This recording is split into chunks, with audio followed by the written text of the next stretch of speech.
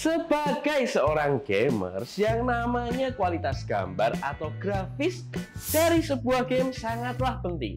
Selain kualitas grafis, FPS atau frame rate per second pun juga sama pentingnya. Karena semakin kecil frame rate-nya, semakin tidak nyaman kamu bermain game. Jadi apalah guna kalau gamenya grafisnya keren, realistis tapi mainnya patah-patah. Untuk mendapatkan pengalaman memainkan game dengan grafis tinggi dan frame rate yang nyaman untuk dimainkan, tentunya kamu membutuhkan graphic card atau VGA card dengan kemampuan yang tinggi juga. Apalagi game-game AAA masa kini memiliki grafis yang memukau. Contohnya saja Elden Ring, Hogwarts Legacy, Forza Horizon 5, Baldur's Gate, Starfield, atau Star Wars Jedi Survivor. Apalagi dengan tambahan teknologi ray tracing, tentunya menambah beban dari GPU-mu. Sayangnya, hal ini sulit terpenuhi dengan tingginya harga VGA atau GPU saat ini. Uang yang dibutuhkan untuk membeli GPU saat ini setidaknya adalah Rp2.500.000. Untuk mendapatkan sebuah GTX 1650 dari tim hijau atau RX 5500 XT dari tim merah. Yang perlu kamu ketahui adalah dua GPU card tersebut adalah batas bawah untuk memainkan game-game AAA yang sudah disebutkan tadi.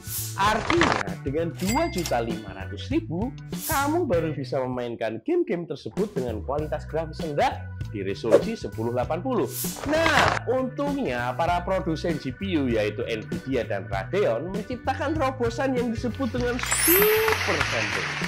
Nvidia punya DLSS dan Radeon punya FSR.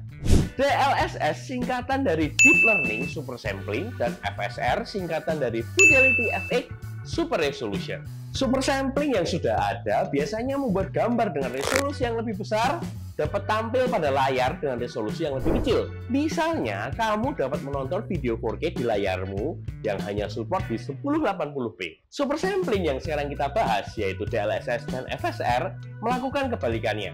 DLSS dan FSR membuat gambar yang dirender di resolusi Full HD atau 1080p di-push hingga menjadi seperti gambar dengan resolusi 4K. Sederhananya, DLSS dan FSR mengubah gambar dengan resolusi lebih rendah menjadi gambar dengan resolusi yang lebih tinggi. Emang apa gunanya? Tentu hal ini berguna. Seperti yang kita tahu, semakin tinggi resolusi gambar yang dirender, maka tentunya bebannya akan jauh lebih berat. Itulah keunggulan DLSS dan FSR. Dengan GPU-mu yang hanya memenuhi standar minimum untuk game-game AAA masa kini, teknologi ini menjamin GPU-mu masih sanggup bekerja untuk memproses game-game AAA. Saat ini, DLSS dan FSR meringankan beban GPU-mu agar tidak terlalu berat dalam memproses gambar grafis tinggi dengan resolusi yang tinggi.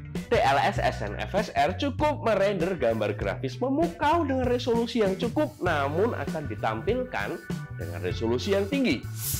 Bingung? Contoh, kamu sedang bermain Forza Horizon 5. Kamu men-set gamemu di settingan grafis paling memukau dengan resolusi 2K. GPU lamamu akan empot-empotan dengan hanya menghasilkan 40-50 FPS saja.